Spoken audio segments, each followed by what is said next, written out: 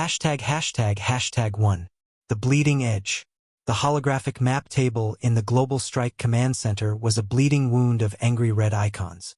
They pulsed in unison, a malignant heartbeat deep within the topographical canyons of the Zagremar Massif. Each red triangle was a confirmed threat. Integrated S-400 batteries, Panzer mobile units, and a dense mesh of short-range manpads teams. At the center of this digital inferno, for blue squares, designated Pathfinder, blinked weakly. Their comms were a garbled mess of static and clipped, desperate reports of incoming fire. They were pinned, their exfiltration window measured in minutes, and their chances in fractions of a percent. Rain lashed against the reinforced windows of the command center, a world away but a perfect pathetic fallacy for the storm of steel engulfing the stranded Spec Ops team. Lieutenant Davies, a young tactical controller barely a year out of the academy, felt a cold sweat trace a path down his spine. His job was to interpret this data, to find a solution within the chaos. But the more he stared at the map, the more it looked like a tombstone. The jamming was suffocating. A thick blanket of electronic warfare smothered their comms and blinded their satellites. The only intelligence they had was the frantic, flickering life sign of Pathfinder's emergency transponder and the terrifying, unwavering glow of the enemy's air defense network. Velocity and trajectory of the incoming weather front? A deep voice cut through the tense hum of the room. Davies flinched, turning to see General Marcus Thorne standing behind him, arms crossed, his face a granite mask of grim calculus. Thorne wasn't looking at the young lieutenant. His eyes were fixed on the map, dissecting the situation with the cold precision of a surgeon appraising an inoperable tumor.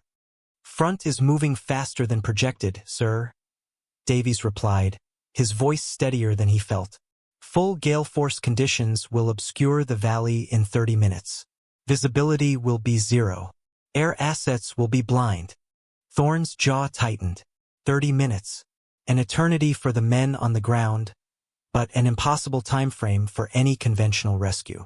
The valley was a fortress of rock and radar, a natural kill box that the enemy had spent years perfecting. They had intentionally placed their most valuable assets there, daring anyone to try and reach them.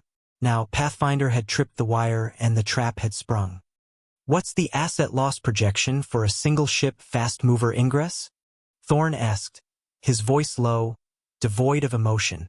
It wasn't a question of hope. It was a procedural inquiry for the after-action report. Davies swallowed, pulling up the simulation data. A dozen different models, run by the most powerful tactical AI in their arsenal, all screamed the same conclusion. He highlighted the final, damning figure. 98%, sir, he said, the words tasting like ash. "And that's for the aircraft. Mission success probability for extracting Pathfinder is 0". The general stared at the number, his expression unchanging. He was a man who believed in data in the cold, hard logic of probabilities. The data was telling him that Pathfinder team was already gone. The red icons on the map pulsed, a final, emphatic agreement. In the antechamber, unseen, a figure in a flight suit watched the same display on a secondary monitor, her face impassive, her gaze missing nothing. ####2. The general's calculus. 0, General Thorne repeated, the word hanging in the air with the finality of a gavel strike. He turned from the holographic table, his gaze sweeping over the tense faces of the command staff. He was not a cruel man, but he was a pragmatic one, forged in decades of command where sentiment was a luxury that cost lives. 0 means we do not compound one loss with another. We do not throw good money after bad. And we do not throw pilots into meat grinders on a statistical prayer. His eyes landed on Colonel Jensen, the wing commander, whose face was a mixture of frustration and resignation. "Mark them as lost, Carl. Begin the protocol. We'll get them back one way or another, but not like this. Not today." A murmur of assent rippled through the room, the sound of a bitter pill being swallowed by professionals. It was the correct call, the logical call. Every person in that room knew the numbers didn't lie. The Zagremar Valley was more than a fortress. It was a technological chimera, layering cutting-edge Russian radar with Chinese jamming systems and locally produced, unpredictable missile platforms.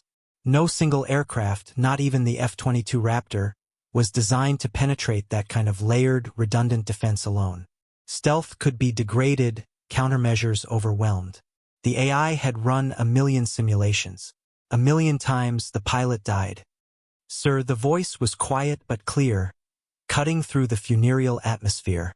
Lieutenant Davies stood rigidly, his knuckles white where he gripped the back of his chair. General, with respect, the simulations are based on standard operational parameters and known pilot performance metrics. Thorne turned his head slowly, his eyes narrowing. It was a dangerous thing for a junior officer to question a decision that had already been made. Explain yourself, Lieutenant. The models, they don't account for outliers, sir. For pilots who operate outside the standard deviation, Davies gestured towards the secondary monitor in the antechamber, where the lone pilot still stood. Major Rostova is on standby. Her flight record. Thorne cut him off with a sharp wave of his hand. I've read Major Rostova's file. I'm aware of her reputation. The word was laced with a subtle, dismissive condescension. He saw a pilot with a history of borderline insubordination, a maverick who flew by instinct in an age where algorithms and data streams were king.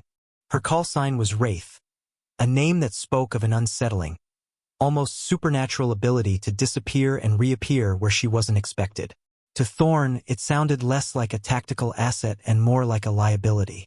Instinct doesn't dodge a Mach 4 missile, Lieutenant, and a reputation doesn't fool a multispectrum radar array. The physics of the situation are absolute. He turned back to the map, a silent dismissal. No one could survive that ingress, let alone operate effectively enough to provide cover. Sending her in is a death sentence. It's not an option, he lowered his voice, speaking more to himself than to anyone else. It's an emotional response to an unsolvable equation. The room fell silent again, the general's logic unassailable. The red icons pulsed. The clock ticked. The storm gathered. In the antechamber, Major Eva Rostova turned away from the monitor. She had heard enough. She knew the data, but she also knew the sky, and she knew the machine that waited for her in the hangar. The general saw an equation. She saw a path. ####3. The quiet ritual. The hangar was a cathedral of brushed steel and concrete, hushed except for the rhythmic drumming of rain on the roof and the low hum of diagnostic equipment. In the center of the vast space, under the stark white lights, sat her F-22 Raptor. It wasn't just a machine to Major Eva Rostova. It was a partner, an extension of her own will and senses. The ground crew moved around it with a practiced, reverent quiet, their respect for her flowing towards the aircraft itself. They knew this plane and they knew its pilot. Eva walked the pre-flight check with a slow, deliberate grace. Her movements were economical, her focus absolute. She didn't speak to the crew chief beyond a quiet greeting and a nod. Words were unnecessary. Her entire being was already converging on the task ahead, a mental narrowing that shut out the noise of the command center, the general's rigid certainty, and the grim statistics. Here, there was only the cold skin of the aircraft, the smell of jet fuel and ozone, and the silent language between pilot and machine. She ran a gloved hand along the leading edge of the wing, feeling the impossibly smooth composite surface. Her fingers traced a faint, almost invisible line near the cockpit canopy, a hairline fracture in the polycarbonate, sealed with a transparent resin. It was a scar, a memento from an engagement over the Yellow Sea that officially never happened. A piece of shrapnel from an exploding enemy fighter had struck the canopy, inches from her face. The official report cited a material fatigue event. Eva knew better. The scar wasn't a flaw. It was a reminder, a testament to the fact that survival existed in the millimeters and milliseconds that simulations could never account for. On the shoulder of her flight suit, beneath the official patches, was a small, unauthorized one. A black circle containing a single, stylized gray feather. It was the unofficial insignia of her former unit, a ghost squadron that specialized in the impossible. It was another piece of her past that General Thorne's neat data files couldn't quantify. Climbing the ladder, she settled into the cockpit. It was less a seat and more a tailored embrace, the controls and displays arranged in a perfect arc around her. She began the startup sequence, her hands moving with an unhurried precision across the glowing panels. The cockpit came to life, the displays flickering on, bathing her face in a soft green and amber light. The twin Pratt and Whitney engines spooled up with a deep, resonant whine that grew into a ground-shaking roar. Through the canopy, she saw the crew chief give her a final, sharp salute. She returned it with a slow, deliberate nod. The mission had not been officially sanctioned. Thorne had not given the order, but the hangar doors were opening, and the flight plan was loaded onto her systems. The colonel, her wing commander, had looked the other way, giving her the only thing she needed, a chance. He had keyed his mic for a brief, encrypted transmission only she could hear. The general's logic is sound, Wraith, but he's never seen you fly. Go rewrite the equation. As the Raptor taxied onto the rain-slicked runway, Eva's world shrank to the dimensions of the cockpit. The storm wasn't an obstacle. It was cover. The mountains weren't a barrier. They were a shield. The enemy's impenetrable defense wasn't a wall. It was a puzzle. Her breathing was slow and steady, her heart rate as calm as a monk's. The fire was waiting. She was ready to fly straight into it. ###4.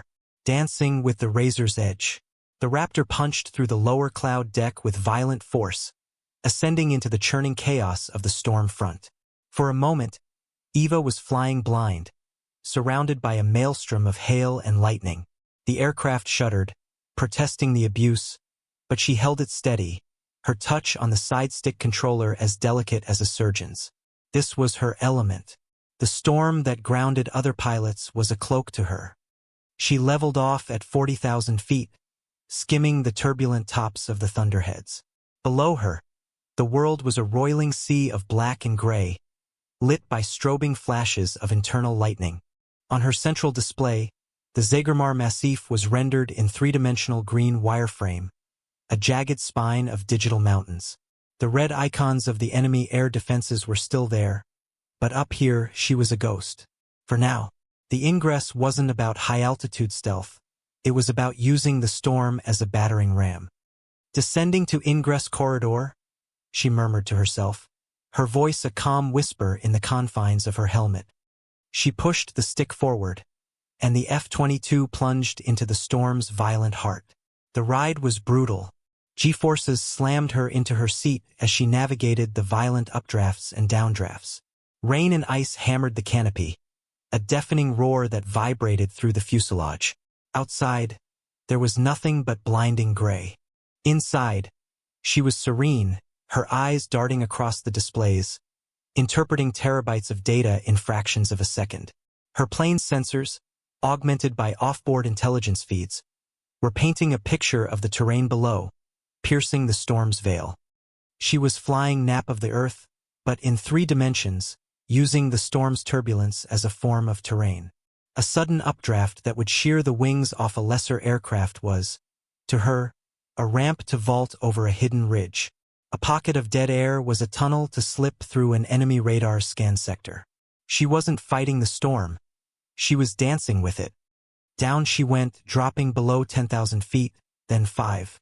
The jagged peaks of the Massif began to appear through momentary breaks in the clouds, stark and menacing. Her threat display flickered. A search radar, a low-frequency pulse from an S-400 battery, swept over her position. It was a preliminary search, a broad sweep. The system knew something was out there, but the storm was creating so much clutter it couldn't get a lock. It was like trying to spot a shark in a hurricane. Eva made a minute adjustment, rolling the Raptor onto its side and threading it through a narrow pass between 2 granite spires. The maneuver pulled 6 GS, but it placed the bulk of the mountain between her and the radar emitter for a precious few seconds. The warning signal vanished. She was inside their perimeter. The valley floor was a ribbon of dark green 5,000 feet below. She could see the muzzle flashes now, tiny, angry sparks illuminating the gloom. Pathfinder's position. The enemy was closing in. Her descent continued, the Raptor a gray phantom sliding through a gray world. The air was thick with hostile energy, radar waves, comm signals targeting lasers. Felt like swimming through electrified water. Her jaw was set, her eyes fixed on the target she had already chosen, not from the command center's tactical brief, but from her own instinctive reading of the battlefield's intricate geometry. The general had called it an unsolvable equation. Eva was about to delete the first variable. ####5. A single silent stroke. Back in the command center, General Thorne watched the tactical display with a stony stoicism. A single unauthorized blue icon, labeled Wraith 01, was now deep inside the red perimeter. Every instinct, every piece of data he had ever trusted, told him that icon was seconds from being extinguished. Lieutenant Davies stood beside him, barely breathing, his eyes glued to the screen. He had staked his career on this moment, on a belief in something beyond the numbers. "She's in the kill box," Thorne stated, his voice flat. "She's being painted by at least 4 separate fire control radars. They're solving her track." As he spoke, several of the red triangles on the map began to flash, indicating they were acquiring a target. A firing solution was imminent. Inside Wraith 01, Eva saw the same information. The cockpit lit up with amber warnings. The calm voice of the bitching Betty announced, "Radar lock, but Eva's attention was elsewhere. She ignored the primary threats, the big S-400 batteries that were screaming for her attention. They were the guard dogs, loud and menacing. She was after the master. Her target was a small, insignificant-looking communications relay perched on a secondary ridge overlooking the valley.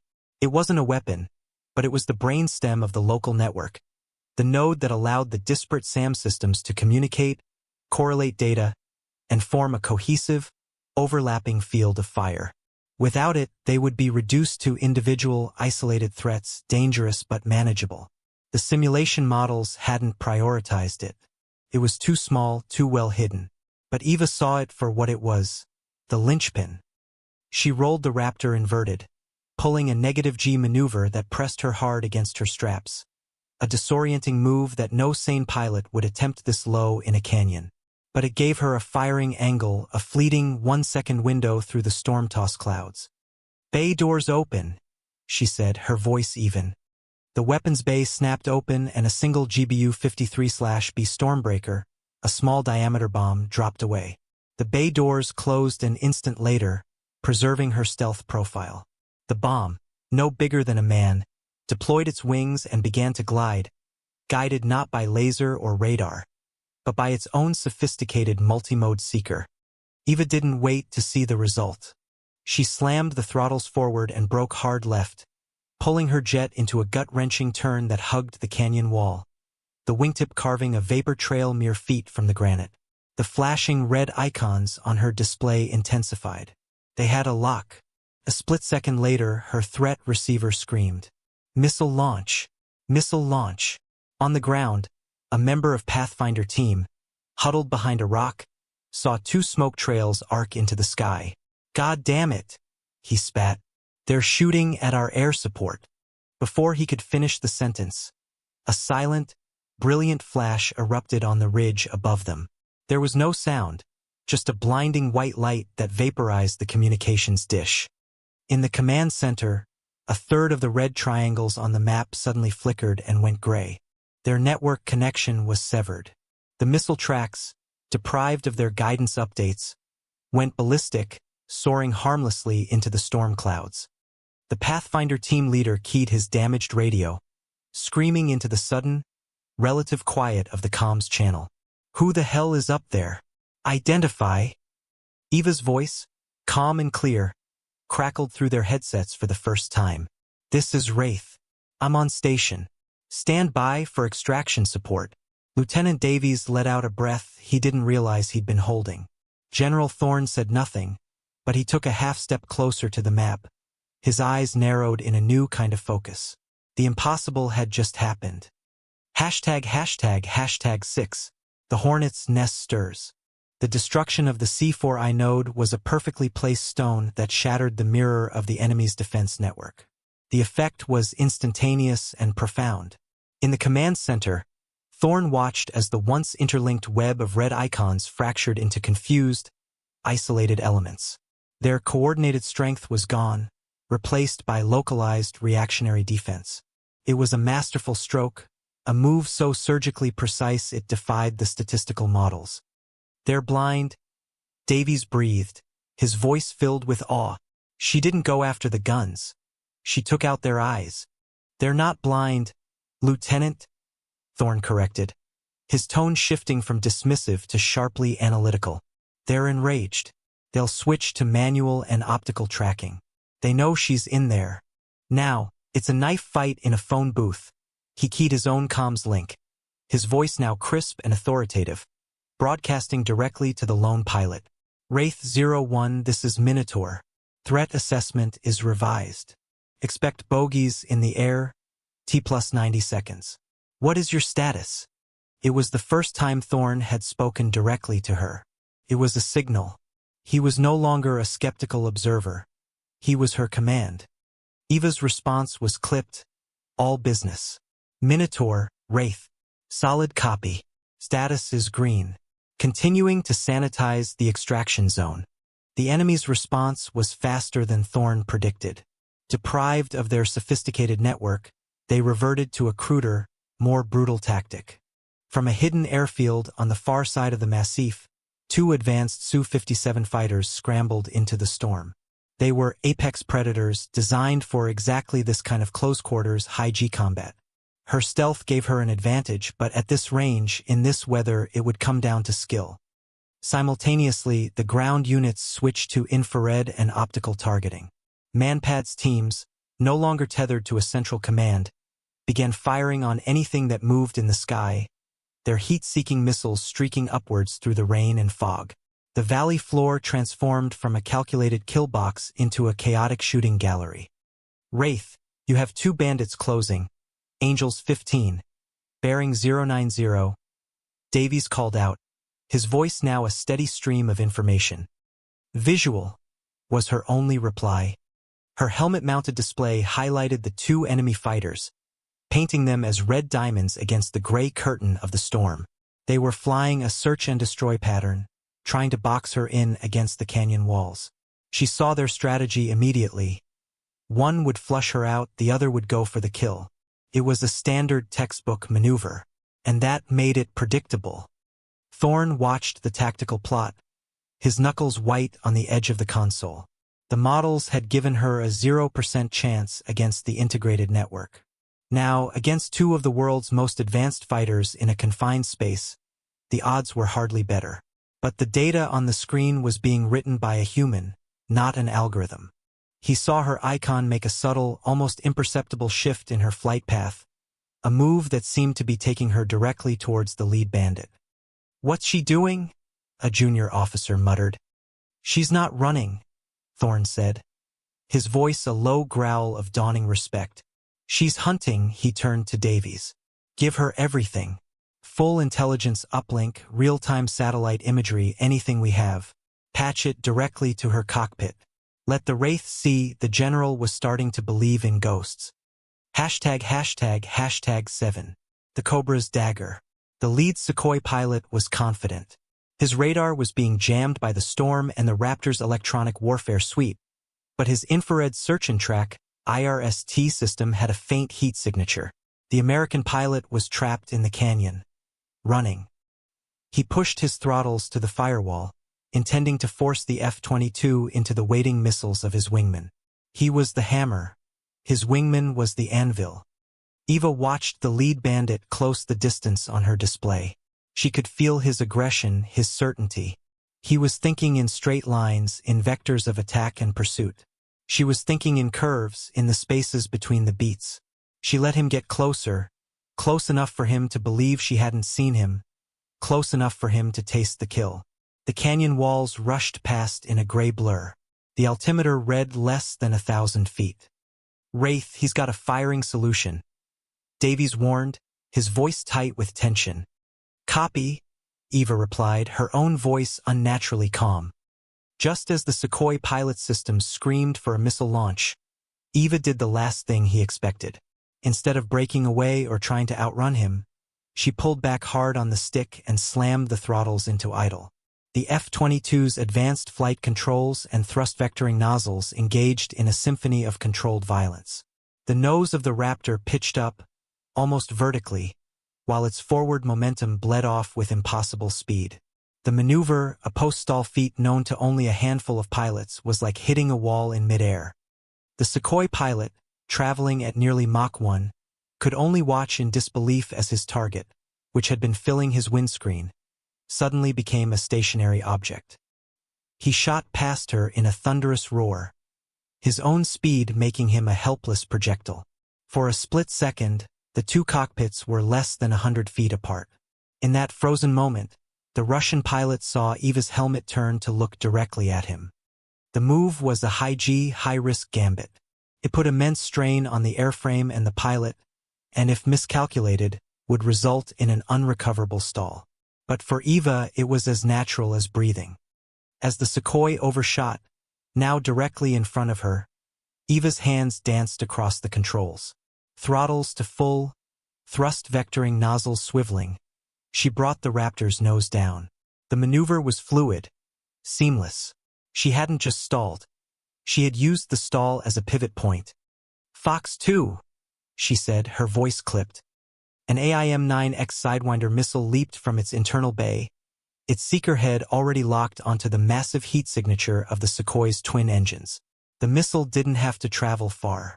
It impacted the tail section, blowing the enemy fighter into a blossoming orange and black fireball. The wingman, seeing his leader disintegrate, broke off in a panic, firing a wild volley of flares and turning to flee. But Eva was already moving, anticipating his escape. She didn't pursue. She rolled her aircraft, diving deeper into a tributary canyon, using the explosion as a distraction to break the second pilot's line of sight. In the command center, the room was utterly silent. They had all just watched a pilot use her aircraft not as a plane, but as a fulcrum, defying the known laws of aerial combat. The lead red diamond on the map vanished. The second was retreating. General Thorne stared, his mouth slightly agape. He had spent 30 years studying air combat, from dogfights over Vietnam to the simulated battles of the digital age. He had never seen anything like it. It wasn't in any manual. It wasn't in any simulation. It was pure, terrifying instinct. He slowly sank into his chair, running a hand over his face. The equation had not only been rewritten, it had been set on fire. ####8. Holding the line. Pathfinder, this is Wraith. Extraction bird is inbound. 5 mics out. I need you at the primary LZ. How copy? Eva's voice cut through the static, a beacon of calm in the chaos. Solid copy, Wraith, came the breathless reply from the ground. We're moving, but we've got heavy contact on our 6. Eva banked the Raptor, bringing her sensors to bear on the ground team's position. Her display lit up with a cluster of new icons, infantry squads converging on Pathfinder's retreat path, firing RPGs and heavy machine guns. Far above, the lumbering HH-60 Pave Hawk helicopter, callsign Nighthawk, was beginning its slow, vulnerable descent toward the landing zone. This was the most critical phase. The air-to-air duel had been a display of singular skill, but this was about protection. This was about holding a fragile line between the desperate soldiers on the ground and the enemy determined to annihilate them. The second Su-57 had fled, but the ground threat was intensifying. Nighthawk, hold your orbit, Eva commanded, overriding the helicopter's flight lead. I'll clear the LZ. She pushed the Raptor's nose down, dropping into the valley like a hawk stooping on its prey. The automated defenses were gone, but the manual gunners were everywhere. Tracers, red and green, reached up for her, a lattice of deadly light. The air was thick with flak. It was flying through a hailstorm of hot metal. She ignored the fire, her focus absolute. Her targeting pod zoomed in on a heavy machine gun nest pinning down Pathfinder's rearguard. A burst of fire from her 20mm Vulcan cannon, A precise 2-second burst ripped the emplacement apart in a shower of dirt and shrapnel. The sound, a terrifying brrrrt that echoed off the canyon walls, was a statement of dominance. Another target, a technical with a mounted gun, racing to cut off Pathfinder's path. Eva didn't waste a cannon round. She acquired the target, and with a soft chime, a single small-diameter bomb was released. It sailed down, independent and intelligent, striking the vehicle with devastating accuracy. She became a phantom of vengeance, a gray wraith weaving through the firestorm. One pass to eliminate a mortar team, another to suppress an RPG squad. She was constantly in motion, a blur of speed and violence, her F-22 an extension of her will. The ground fire was intense, and several rounds pinged harmlessly off her armored fuselage. She felt the impacts as dull thuds, ignoring them. The machine could take it. The Pathfinder team watched in awe as the sky above them was filled with the fury of their unseen guardian. Explosions blossomed around them, but always on the enemy's side. The relentless pressure that had been crushing them for hours was suddenly, miraculously, gone. A corridor was being carved for them, a path paved with fire and precision. "LZ is clear, Wraith," the team leader shouted, as they finally broke into the designated clearing.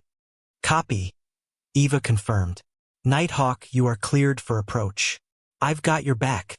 As the Pave Hawk descended, its rotors whipping the rain into a frenzy, Eva climbed, circling high above like a protective eagle. She became the bait. Every remaining enemy gunner turned their attention to her, firing wildly into the sky. She dodged and weaved, drawing their fire, a matador taunting 100 angry bulls. It was a calculated risk, giving the helicopter the precious seconds it needed. She watched as the last member of Pathfinder team was hauled aboard the Nighthawk. The helicopter lifted off, heavy and slow, before banking sharply and racing out of the valley. Only then did Eva allow herself to relax her grip on the stick, just for a second. The line had held. ####9. The sound of silence. The tactical display in the command center told the final story. The blue icon for Nighthawk, carrying the 4 precious squares of Pathfinder team, was clear of the Zagermar Massif, accelerating towards friendly airspace. The cluster of enemy ground signatures was in disarray, decimated and suppressed. The second enemy fighter was a distant, retreating blip. And in the center of it all, the lone blue icon of Wraith, 01 remained, a silent sentinel holding the sky. The room, which had been a cacophony of urgent calls and tense reports, fell completely silent. The only sound was the quiet hum of the servers and the distant drumming of the rain. Everyone stood frozen, staring at the map, witnesses to a legend being born in real time. They had watched a single pilot fly into a situation deemed unsurvivable by their most advanced predictive technologies and not only survive, but dominate. She had dismantled a sophisticated air defense network, won a 2v1 dogfight against superior numbers, and single-handedly covered a hot extraction under massive ground fire. Lieutenant Davies slowly sank into his chair, his headset still on but forgotten. He felt a dizzying mix of elation and disbelief. He had advocated for the outlier, for the human element, and that faith had been rewarded in a way he could never have imagined. He looked over at General Thorne. The general stood motionless, his back straight, his eyes fixed on the blue icon as it finally turned for home. His face was unreadable, a mask of stone. He hadn't moved or spoken for the last 10 minutes, simply observing, processing, reevaluating a lifetime of doctrine and belief in the infallibility of data. The numbers had been wrong. The machine had been wrong. He had been wrong. Slowly, deliberately, General Thorne reached up and removed his glasses. He pulled a cloth from his breast pocket and began to clean the lenses with a meticulous, almost reverent slowness. It was a simple, mundane action, yet in the charged silence of the room, it was profoundly eloquent. It was the gesture of a man wiping away his own clouded vision, a man forced to see the world in a new light. He didn't speak. He offered no praise, no commendation. He didn't need to. The quiet, focused act of polishing his glasses was an admission, a concession, and a mark of the deepest professional respect. It was a silent salute from one warrior to another. He put his glasses back on, his gaze still on the screen. "Colonel," he said, his voice quiet but carrying the weight of his authority, his tone stripped of all its earlier skepticism. "When Major Rostova lands, I want her aircraft given priority 1 maintenance. And update her file. Effective immediately, Major Rostova is cleared for any sortie. At her discretion," he paused. "And someone get me her full, unredacted service record. I want to know everything the simulations left out." The order was an earthquake, shattering decades of rigid, by-the-book protocol. It was an acknowledgement that there were forces at play that could not be quantified, skills that could not be programmed, and pilots who were, themselves, a strategic asset beyond the value of their machine. The silence in the room was finally broken by the quiet, respectful clicks of keyboards as his orders were carried out. ####10. Ticks and whispers. Hours later, the storm had passed, leaving behind a sky washed clean, an air that smelled of wet asphalt and ozone. The F-22 Raptor, Wraith 01, sat alone at the far end of the flight line, separated from the other aircraft. The relentless rain had stopped, and a weak, watery moonlight broke through the clouds, glinting off the wet skin of the stealth fighter. Ground crew, moving with a hushed efficiency that bordered on reverence, swarmed around the aircraft. They weren't performing their duties with their usual boisterous energy. They worked in near silence, their voices low whispers, their movements careful. They were touching something that had just returned from another world. The Raptor was a portrait of exhaustion and victory. Its surface, normally a pristine matte gray, was streaked with grime and soot. A few shallow pockmarks on the underside of the fuselage told the story of the ground fire it had weathered. Under the powerful floodlights, the metal of the engine nozzles and leading edges ticked and pinged rhythmically, a metallic sigh as the superheated alloys cooled in the damp night air. Heat haze shimmered in waves off its spine, making the air around it tremble. The aircraft was alive, breathing, settling back into the mundane world after its violent dance in the mountains. Major Eva Rostova was long gone. She had landed the aircraft, gone through the post-flight debrief with the same clipped, factual economy she applied to her radio calls, and then vanished into the base's anonymous quarters. There was no celebration, no boasting. The mission was over. The job was done. For her, that was the only resolution that mattered. Her actions in the sky had spoken with more eloquence than any words she could offer. The wing commander, Colonel Jensen, stood at a respectful distance, a steaming mug of coffee in his hands, watching the ground crew work. General Thorne stood beside him, hands clasped behind his back. The two men watched the aircraft for a long time without speaking. The silence was not awkward. It was full. Finally, Thorne spoke, his voice low, almost a whisper. "The scorch mark on her canopy frame. What's the story there?" Jensen took a slow sip of his coffee. "The official report says it was a material fatigue event during a training exercise, sir." Thorne turned his head slightly, his eyes meeting Jensen's in the dim light. "And the unofficial one?" "The unofficial one," Jensen said, a flicker of a smile on his lips, "is that she's the kind of pilot who flies straight into the fire and comes back with nothing more than a scratch to prove she was there." Thorne nodded slowly, his gaze returning to the ticking, cooling machine. He looked at the almost invisible scar on the canopy, a tiny imperfection on an otherwise perfect weapon. It was a mark of character, a testament. He finally understood. The pilot and the plane were one. Their histories intertwined, their legends forged together in places that would never appear in an official report.